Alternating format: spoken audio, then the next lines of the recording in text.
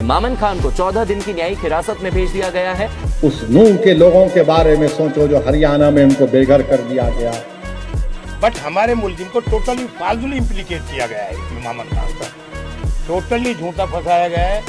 उसमें साफ ये लिखा है कि ड्यूरिंग इन्वेस्टिगेशन विधायक मामन जी के खिलाफ कोई एविडेंस जो है नहीं मिली। मोनू मानेसर के लिए जो हमारे पास एक पटौदी में 7 फरवरी को एक वारदात अंजाम दिया गया था।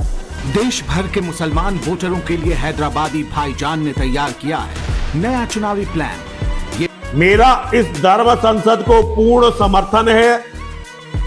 मैं स्वयं भी इस धर्म संसद में रहूंगा। AIMIM नेता असदुद्दीन ओवैसी ने देश की सियासत में नई हलचल मचा दी है। एक धर्म संसद मेवात के युवा आयोजित कर रहे हैं। खान की पेशी को देखते हुए सुबह से ही यही वजह है कि बीजेपी का अल्पसंख्यक मोर्चा इन दिनों देश भर में मोदी मित्र बना रहा है। कांग्रेस विधायक मामन खान को आज फिर से नूह कोर्ट में पेश किया गया और हरियाणा पुलिस ने उनकी आज रिमांड नहीं मांगी। 14 दिन की न्यायिक हिरासत में उनका भेज दिया गया है। मामन खान के वकील ने बताया कि 4 दिन के रिमांड में पूछताछ करने के बाद भी हरियाणा पुलिस कोई भी ऐसे तथ्य कोर्ट में पेश नहीं कर सकी जिसके चलते ये दिखाया जाए कि नूह दंगों में मामन खान का हाथ था। बट हमारे मुल्जिम को टोटली फालतू इम्प्लीकेट किया गया है इसमें। मामन खान का टोटली झूठा फंसाया गया है।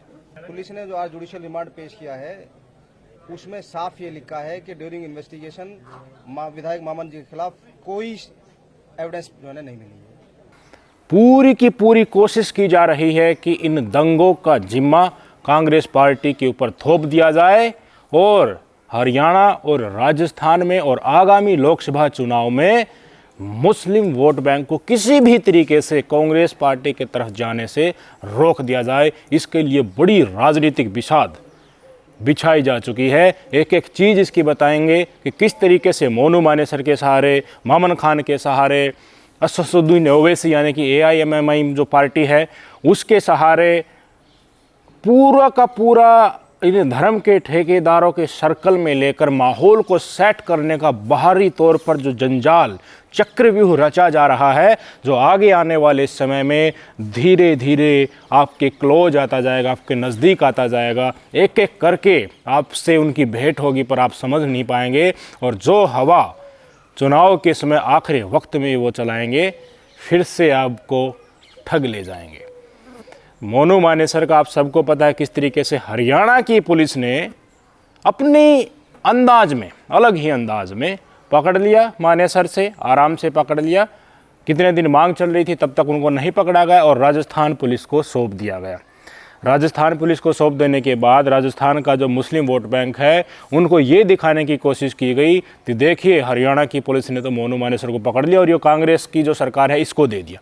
मोनू मानेसर को जितना यूटिलाइज किया जा सकता था उतना किया गया पास्ट में और आगे भी किया जाएगा। पर अब ये ऐलान हुआ है कि गुड़गांव की जो पुलिस है उन्होंने न्यायालय में अर्जी दे दी है और 25 तारीख जो है इसी महीने की 25 तारीख तय कर दी गई है न्यायालय के द्वारा कि उनको गुड़गांव लेकर आया जाएगा, क्योंकि जिस फायरिंग के केस में, लव जिहाद के केस में मोनू मानेसर ने फायरिंग की थी, हत्या के प्रयास के FIR उनके ऊपर दर्ज है जो बहुत पुरानी है। पिछले साल के मेरे ख्याल से अप्रैल माह के या उससे भी पुरानी वो बताई जा रही है। उस केस में उनके ऊपर इस तरह के इल्ज़ामात लगाए जा रहे हैं कि उन्होंने फायरिंग की थी, हत्या का प्रयास है, इसलिए गुड़गांव उसको लेकर आया जाएगा प्रोडक्शन वारंट पे। यानी कि राजस्थान में अब मोनू मानेसर नहीं रहेगा, हरियाणा में रहेगा। इससे क्या होगा भाई? इससे ये होगा कि मोनू मानेसर से ये ठेकेदार मिलने जाएंगे, उनको बढ़िया सा ऐशो आराम दिया जाएगा, सारे ठेकेदारों को संतुष्टि दी जाएगी। देखिए बेशक से जेल में हो कोई दिक्कत नहीं, घर जैसा ही है वहाँ तो माहौल, तो इनको सही संतुष्टि मिल जाएगी। तो जिस तरीके से बजरंग दल वाले इस्तीफ़ा दे रहे हैं और तमाम नए नए नौजवान इनके शिकंजे में आने से दूर भागने लगे हैं, एटलीस्ट कुछ लोगों को इन हिंदू संगठनों में फिर से जोड़ा जा सकेगा। मोनू मानेसर को हरियाणा में लाने का ये फ़ायदा होगा। संबंध में जो माननीय अदालत ने प्रोडक्शन वारंट की जो डेट है वो 25 सितंबर, इसी महीने की 25 सितंबर डेट रखी गई है। एक तो थी ये बात, दूसरा मामन खान के ऊपर पूरा का पूरा ये जिम्मा इस तरह से मंडा जा रहा है तो पूरा का पूरा न्यायालय में मामला चलेगा। न्यायालय में बहुत लंबा मामला खींचता है। चुनाव निकल भी जाएंगे तब तक ये मामला चलता रहेगा। तो जब चुनाव नज़दीक आएंगे और इससे भी पहले जितने भी ठेकेदार हैं, इन्होंने ऑलरेडी शुरू भी कर दिया है। विश्व हिंदू परिषद के सुरेंद्र का मैंने आपको बयान दिखाया था। ये कोशिश करेंगे कि पूरी की पूरी कांग्रेस पार्टी ही है जिसने इन दंगों को जो एक तरीके से अंजाम दिया है। एक तरफ जो हिंदू वोट बैंक है उनको ये दिखाएंगे कि देखिए कांग्रेस ने तो हमारे ही भाइयों को मरवा दिया, तो इसलिए इस पार्टी को तो किसी भी तरीके से वोट नहीं देनी है। दूसरा, जो वहाँ के मेवात के मुस्लिम समुदाय हैं और एडजेसेंट राजस्थान के जितने भी मुस्लिम समुदाय के वोटर्स हैं, उनको ये दिखाने की कोशिश की जाएगी, देखिए तुम्हारे तो नौजवान लड़कों को बहला फुसलाकर ब्रजमंडल यात्रा में घुसा दिया गया, उनके हाथ में हथियार दे दिए गए और हिंदुओं के ऊपर आक्रमण करवा दिया। आज देखो कितने सारे लोग तुम्हारे जेलों में बंद हैं, इन्हीं कांग्रेस पार्टी की चाल के चलते। यानी कि नफरत दोनों तरफ फैलाकर आपस में मरवा दिया गया लोगों को, कोई जेल में सड़ रहा है और राजनीतिक फ़ायदा खुद के ही पक्ष में लेना है, इस तरफ भी और उस तरफ वाला भी। काफ़ी कम संख्या में इनको पता है कि अब अगर ऐसे ही चलता रहा, मामला ढीला छोड़ दिया तो सारा का सारा मुस्लिम वोट बैंक जो है बीजेपी से दूर चला जाएगा। कई तिगड़मबाजी करके मुश्किल से रोक रखा था। तो मोनू मानेसर के केस को और मामन खान के इस केस को इस तरह से पूरी राजनीतिक बिसात बिछाई जाएगी। राजस्थान में चुनाव होने वाले हैं। असदुद्दीन ओवैसी साहब को आप आराम से जानते होंगे। उनकी राजनीति भी इसलिए है क्योंकि वो मुस्लिम समुदाय की बात उठाते हैं, लेकिन जहाँ भी विस्तार करने की बात आती है अपने राज्य से बाहर निकलकर, तो भाई साहब उनकी राजनीति भारतीय जनता पार्टी की बी टीम के तहत आ जाती है। आज तक असदुद्दीन ओवैसी साहब के ऊपर कोई केस नहीं है, ईडी उनके घर नहीं पहुंचती है, जबकि आजम खान के ऊपर तो बकरी चोरी तक का केस लगा दिया जाता है। तो ये समीकरण है राजनीति को आराम से समझने के लिए, समझने वाला आराम से परख सकता है। गैर राज्यों में जहां पर असदुद्दीन ओवैसी साहब की पकड़ नहीं है, वहां पर वो एक विचारधारा लेके चलते हैं। वो क्या है कि साथ साथ तो अपने मुस्लिम समुदाय की आवाज़ को उठाते रहो, पर कांग्रेस को कोसते रहो, विपक्षी पार्टियों को कोसते रहो, ताकि एक वो बन जाए, तुम्हें ही मुस्लिम समुदाय अपना नुमाइंदा समझे कि हो आप ही हो, आपके बिना तो हमारा कोई रखवाला है नहीं, आप ही हमारी आवाज़ उठाएंगे। और यही गोदी मीडिया सप्लीमेंट में कहने भी लगी है। कल ही मैंने कई वीडियो देखे इसी गोदी मीडिया के नेशनल चैनल पर कि असदुद्दीन ओवैसी ने तो बहुत बड़ा ऐलान कर दिया है, तीसरे मोर्चे का ऐलान कर दिया है। यानी कि ना तो वो बीजेपी के साथ आएंगे और ना इंडिया गठबंधन के साथ आएंगे। वो तो पता है इंडिया गठबंधन के साथ क्यों नहीं आएंगे, वो उनके साथ आ गए तो बीजेपी वाले अगले दिन भेज देंगे सीबीआई ईडी, वहीं पर फिर कहीं के भी नहीं रहेंगे। तो इसीलिए अगर गोदी मीडिया ओवैसी साहब की सराहना कर रही है तो इसी से समझ लीजिए क्यों सराहना कर रही है, क्योंकि उनको ड्रॉप किया जाएगा अभी चुनाव में। भाई राजस्थान के चुनाव में ऐलान वो फरवरी में ही कर चुके हैं, जब राजस्थान का बजट पास हुआ था कि 40 की 40 मुस्लिम बाहुल्य सीटों पर हमारी पार्टी बड़े ही दमखम के साथ चुनाव लड़ेगी, ताकि कांग्रेस के वोट बैंक में सेंधमारी की जा सके। एआईएमआईएम नेता असदुद्दीन ओवैसी ने देश की सियासत में नई हलचल मचा दी है। देश भर के मुसलमान वोटरों के लिए हैदराबादी भाईजान ने तैयार किया है नया चुनावी प्लान। ये हैदराबादी भाईजान का दावा है कि थर्ड फ्रंट बना तो ये बीजेपी के खिलाफ जबरदस्त हवा तैयार करेगा, जो इंडिया गठबंधन के बूते की बात नहीं है।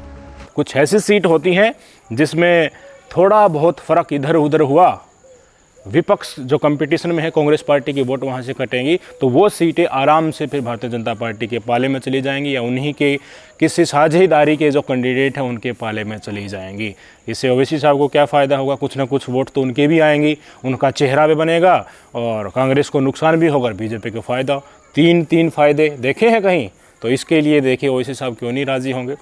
अगर मुसलमानों के ऊपर हो रहे अत्याचार के चलते, नफ़रत के चलते राहुल गांधी पूरे देश को नाप रहे हैं, पूरे इंडिया गठबंधन ने नफरती एंकर्स का बहिष्कार किया है और खुलेआम कह रहे हैं कि हम इस जुल्म से लड़ने के लिए हमेशा किसी भी तरीके से हर मंच पर तैयार हैं, उसके साथ ओवैसी साहब गठबंधन, इंडिया गठबंधन के साथ नहीं हैं। तो चीज़ें काफ़ी अच्छी तरह से आपको परोस कर दिखाई जाएंगी। पर राजस्थान की हकीकत ये है, 40 विधानसभा सीट है, जिनमें से 15-16 एमएलए तो मुस्लिम समुदाय के ऑलरेडी उनमें हैं। 40 में से 33 सीटें फिलहाल किसकी हैं, कांग्रेस पार्टी की हैं। आगे आने वाले चुनाव में यहीं पर सेंधमारी की पूरी कोशिश भारतीय जनता पार्टी ने शुरू कर दी। धीरे धीरे अब कुछ लोग, मुस्लिम समुदाय के लोग ही हर गांव में, हर तबके में दिखने लगेंगे कि देखिए बीजेपी ने तो बहुत अच्छा काम किया है, वैसे ही बीजेपी को बदनाम करने की कोशिश की जा रही है। और खबरें भी आने लगी, आप अपनी स्क्रीन पर देखिए, दैनिक भास्कर की ये खबर है, 36,000 मोदी मित्र बीजेपी ने लगभग राजस्थान में तैयार कर लिए हैं। आगे आने वाले चुनाव में इन्हीं मित्रों को अपने ही लूप में, अपनी ही रेडियस में मुस्लिम वोटर्स को लुभाने की कोशिश की जाएगी, बीजेपी के पक्ष में माहौल बनाने की कोशिश की जाएगी। ओवैसी जैसे नेताओं को वहाँ पर लाकर मैदान और पिच तैयार की जाएगी, मुस्लिम समुदाय के लोगों को इकट्ठा किया जाएगा और यहीं मोदी मित्र जब माहौल को गर्म कर देंगे, उसी समय भारतीय जनता पार्टी की एक रैली करा देंगे और चुनाव में ज़्यादा से ज़्यादा वोट हड़पने की कोशिश करेंगे, कांग्रेस को नुकसान पहुँचाने की कोशिश करेंगे। तो ये तो थी ओवैसी साहब के साथ मिलकर मोदी मित्र जो 36,000 की फ़ौज तैयार की जा रही है, बहुत बड़ी संख्या होती है। और 36,000 की फ़ौज ये हिंदू इलाके में तो जाएंगे नहीं, जो मुस्लिम बाहुल्य सीट है, 40 सीटें हैं जिनमें मुस्लिम समुदाय एक निर्णायक भूमिका निभाता है हार जीत में, वहाँ पर इनको ड्रॉप किया जाएगा। 36,000 की संख्या बहुत बड़ी संख्या होती है, आप अंदाज़ा लगा सकते हैं। तो ये तो था राजस्थान और का मेवात एरिया और वहाँ के मुस्लिम एरिया तीसरे मंच के बहाने, ओवैसी के बहाने और मोदी मित्रों के बहाने उसको सिद्ध करना।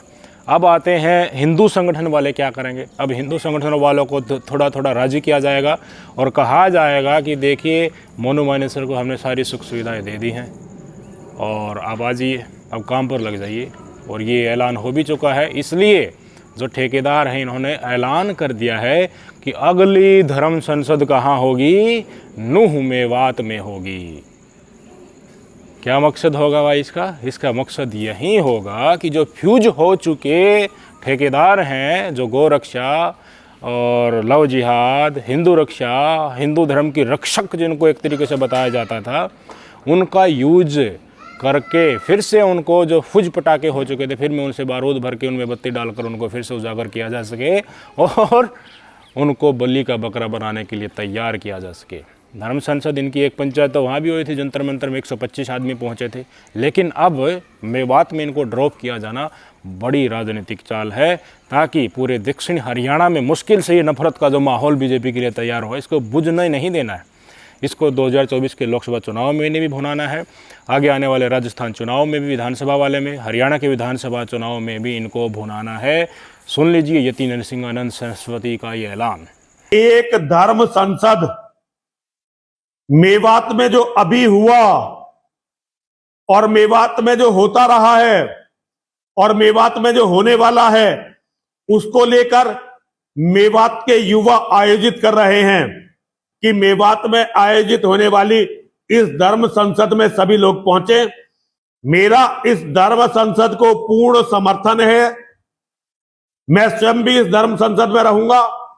कुछ समझ में आ रहा है कि चक्रव्यूह में चारों तरफ आपके बार बार जो चक्रव्यूह रचा जा रहा है, उनमें कौन कौन एक एक आदमी, एक एक काम उनको देकर वहाँ पर बैठाया जा रहा है और धीरे धीरे उनको आपके समीप आने का आदेश दिया जा रहा है। वो चक्रव्यूह सिकुड़ता जाएगा जैसे जैसे चुनाव नज़दीक आएंगे।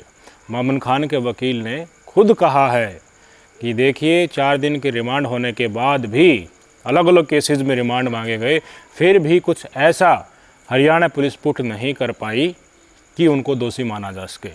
तो किस तरीके से नूह के एसपी जो बयान दे रहे थे कि इनकी लोकेशन वहीं मिली है, इनकी संलिप्तता दंगाइयों के साथ मिली है, तो उसके क्या समीकरण निकाले जाएं भैया भी। इसका मतलब तो नूह के लोग जो कह रहे थे कि हमारे नौजवान लोगों को जो भी गांव में मिल जाता है उनको उठा ले जाते हैं, कसूरवार हो या बेकसूरवार हो, तो उसके वो भी, उस एक्शन को भी अब उसके ऊपर कहीं ना कहीं विश्वास की नज़र से देखा जाना चाहिए। ये तमाम तिगड़म होता है जिस तरह से मछलियों को फंसाने के लिए जाल फेंका जाता है ना पूरे के पूरे समुंदर में, और जहाँ जहाँ जाल जाता है वहाँ वहाँ लोग जिनके सामने इस जाल के टच में आते हैं उनमें से कई फंस जाते हैं। वहीं पूरी की पूरी राजनीतिक बिछाद बिछाई जा रही है, कई एजेंटों के सहारे, कई मुद्दों के सहारे। हम मुख्यमंत्री साहब या बीजेपी वाले बड़े बड़े चेहरे हैं, वो धीरे धीरे देखना मेवात एरिया में जाना शुरू कर देंगे। ऐसा ही वहाँ पर कर देंगे। राजस्थान जो वाला मेवात एरिया है, वहाँ का मुस्लिम बाहुल्य एरिया है, वहाँ पर सारा का सारा ये प्रकरण आगे आने वाले समय में होने वाला है। जिसका परिदृश्य आज मैंने आपके सामने स्पष्ट तौर पर रख दिया है कि इस जाल की रस्सी कौन कौन पकड़े हुए है और किस टाइम तक किस तरकीब के सहारे इसमें मुस्लिम वोटर्स को फंसाने की कोशिश की जा रही है। समझना आपके ऊपर काम है। चीज़ों को देखने का नज़रिया और उसके पीछे किस तरीके से चाल जो मंडी जा रही हैं उसके साथ अगर सामंजस्य बिठाओगे, सारे घटनाओं को एक टेबल पर रख कर देखोगे और देखोगे कि अब ही मामला इतना पुराना हो रहा है, एक्टिव अभी हो रहे हैं लोग। कभी मुख्यमंत्री साहब बजरंग दल के लड़का जो मारा गया था अभिषेक, उसके घर जा रहे हैं। असदुद्दीन ओवैसी ऐलान कर रहा है कि मैं देखिए थर्ड मंच तीसरा मोर्चा बनाऊंगा, मैं तो ना बीजेपी के साथ जाऊंगा ना कांग्रेस का जो गठबंधन है इंडिया गठबंधन उसके साथ जाऊंगा, अकेला ही चुनाव लड़ूंगा। गोदी मीडिया इस तरह की चीज़ों को बड़े ही जज्बे के साथ उठा रहा है, तो सारी चीज़ों को समझने की ज़रूरत है।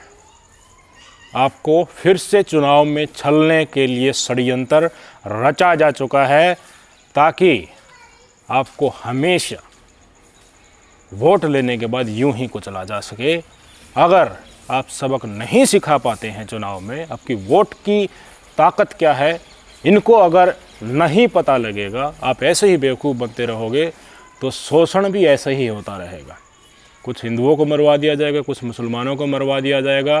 पूरे 5 साल तक यूं ही गौ माता के नाम पर, गौ मांस ले जाने के नाम पर, शक के आधार पर, गौ तस्करी के आधार पर मौत के घाट मुसलमानों को उतारा जाएगा। ऐसी ऐसी वीडियो सामने आती है, हम आपको काफ़ी दिखाते भी हैं, कुछ नहीं दिखा सकते कि क्रूरता की हद जितनी भी होती है वो पार कर दी जाती है। मेवात में घुसकर जो पुलिस वाले काम नहीं कर सकते लीगल तरीके से, वो ये फर्जी गौ रक्षा के ठेकेदार करते हैं। लोगों को उठाकर लेके आते हैं, वहाँ की महिलाओं के साथ अभद्रता करते हैं, गोली मार देंगे, ये धमकी देते हैं। हमने आपको वीडियो भी दिखाई थी। चीज़ों को समझ लीजिए, नज़रिया देख लीजिए, कौन असली आपका हितैषी है वो पहचानना आपकी जिम्मेवारी है। चीज़ें मैंने एक टेबल पर लाकर रख दी है और ऐसे ही आगे भी रखते रहेंगे। इनका चक्रव्यूह सिकुड़ेगा तो हमारा भी टेबल आराम से सज जाएगा कि कौन क्या किस दिशा में कौन सी तीर लेकर चल रहा है। इनको बेनकाब करते रहेंगे। सोचिएगा ज़रूर। नमस्कार।